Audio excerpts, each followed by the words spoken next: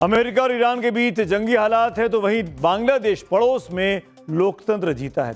कैसे हिंदुओं से हार गई ये जमात, आइए देखते हैं। बांग्लादेश में जिन हिंदुओं पर अत्याचार हो रहा था उन्हीं हिंदुओं ने वोट की ताकत से कट्टरपंथियों का बैंड बजा दिया है। 20 साल बाद बीएनपी यानी बांग्लादेश नेशनलिस्ट पार्टी के नेतृत्व वाली गठबंधन ने 299 में से 212 सीटें जीतकर इतिहास रच दिया है।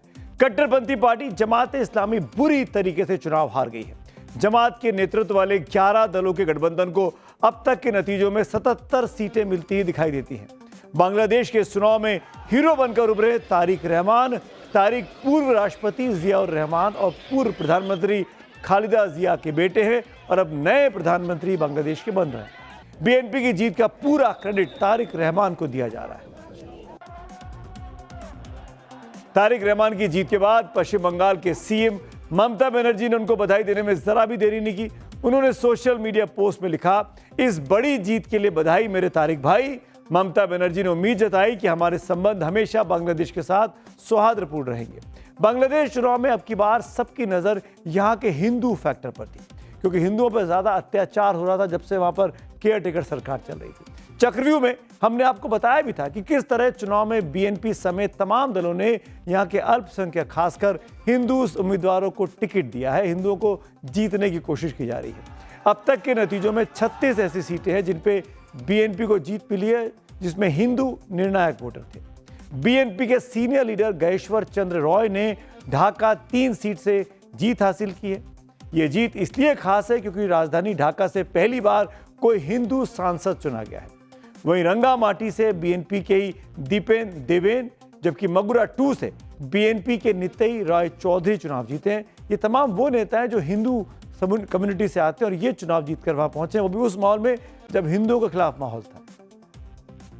ये स्पष्ट है कि आज बांग्लादेश में जो चुनावों के परिणाम सामने आए हैं उससे पाकिस्तान के फील्ड मार्शल मुनीर और पाकिस्तान के डीप स्टेट की भी हार हुई है, जो कि बांग्लादेश में अपने दबदबे को बढ़ाने की साजिशें रच रहा था। मैं आपको 2 तस्वीरें एक साथ दिखाता हूं।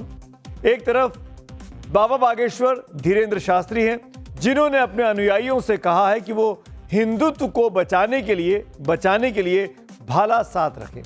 ये अजीब सा लगने वाला ज्ञान दिया है। और दूसरी तरफ आप मुझे देख पा रहे हैं ओलंपिक्स में भारत के लिए गोल्ड जीतने वाले देश के असली सुपरस्टार नीरज चोपड़ा, जो अपने भाले यानी जेवलिन से पूरी दुनिया में भारत का नाम लगातार रोशन करते आ रहे हैं।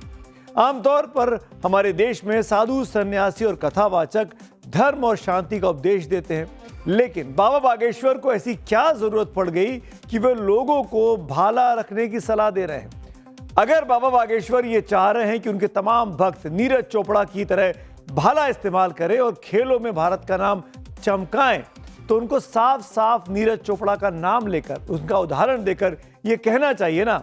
हमें तो लगता है कि बाबा को पूरे जोर से ये कहना चाहिए कि सुनो देशवासियों, नीरज चोपड़ा की तरह बनो, तिरंगे को अंतर्राष्ट्रीय मंच पे लहरा दो, भाला फेंको, जेवलिन फेंको और गोल्ड मेडल जीत के लाओ। लेकिन बाबा तो कह रहे हैं अगर हिंदुत्व को बचाना है तो मठ, माला और भाला साथ रखना पड़ेगा।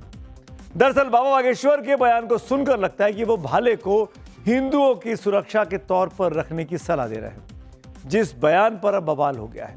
और दूसरी तरफ नीरज चोपड़ा हैं, जिन्होंने अपने भाले के दम से 7 अगस्त के दिन को नेशनल जेवलिन डे यानी राष्ट्रीय भाला फेंक दिवस घोषित करवा दिया है। तो आज आपके सामने भाले के 2 धुरंधर हैं और 2 उदाहरण हैं, लेकिन इनके भाले अलग अलग दिशाओं में चलते दिखाई देते हैं। ये सारी बातें मैंने आपसे इसलिए की क्योंकि धार्मिक आयोजनों में हिंदू सुरक्षा के नाम अस्त्रनुमा चीज साथ रखने का बयान क्यों दिया गया। पहले आप बाबा बागेश्वर का यह बयान सुनिए, तब आपको समझ में आएगा कि आखिरकार पूरा माजरा क्या है और क्यों बाबा बागेश्वर को माला और भाला एक साथ दिखाई दे रहा है। मठ से बाहर निकलना पड़ेगा, माला और भाला रखना पड़ेगा, सीताराम सीताराम से धर्म नहीं बचेगा। बाबा बागेश्वर की भाला रखने की बात कांग्रेस को बुरी तरह चुभी है। कांग्रेस का आरोप है कि बाबा बागेश्वर सौहार्द बिगाड़ने के लिए इस तरह के बयान देते हैं और लोगों को उकसाते हैं। मध्य प्रदेश में कांग्रेस के नेता मुकेश नायक ने बाबा के खिलाफ कानूनी एक्शन का मांग कर दिया है, लेकिन उन्होंने बाबा बागेश्वर को एक सलाह भी दी है। सुनिए आप भी। देखो, इन्हें शास्त्री जी को एक काम करना चाहिए कि इनको विधिवत 1-2 घंटे का समय निकाल के बीजेपी के दफ्तर में बैठना चाहिए। ये बीजेपी के कार्यकर्ता हैं और हमेशा विभाजनकारी बात करते हैं। इन पर तो मुकदमे दर्ज होना चाहिए। ये सौहार्द को बिगाड़ने वाले लोग हैं भारत के। वैसे तो बाबा बागेश्वर विवादित बयानों के बड़े एक्सपर्ट भी माने जाते हैं। राम कथा के अलावा वो जो कुछ कहते हैं उस पर देश भर में बहस शुरू हो जाती है। पिछले कई सालों से बाबा बागेश्वर लगातार एक ही बात पर जोर दे रहे हैं कि हिंदू खतरे में है और हिंदू अगर एकजुट नहीं हुए तो भारत में पाकिस्तान और बांग्लादेश जैसे हालात हो जाएंगे। और ये हिंदू खतरे में वो तब बोल रहे हैं जब उनकी पसंद की भारतीय जनता पार्टी की सरकार देश भर में चल रही है। अब सवाल यह है कि क्या बाबा बागेश्वर के इस तरह के बयान से देश के लॉ एंड ऑर्डर पर सवालिया निशान वो नहीं लगा रहे? क्या बाबा बागेश्वर को कानून व्यवस्था पर इतना भरोसा नहीं है कि जो हिंदुओं को अपनी सुरक्षा के लिए वो पर्सनली भाले रखने की सलाह दे रहे हैं, अस्त्र रखने की सलाह दे रहे हैं?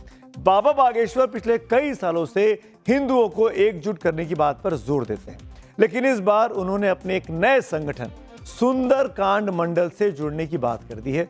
सुंदरकांड मंडल को लेकर बाबा बागेश्वर जो कह रहे हैं वो क्या है उसके बारे में भी आप समझ लीजिए।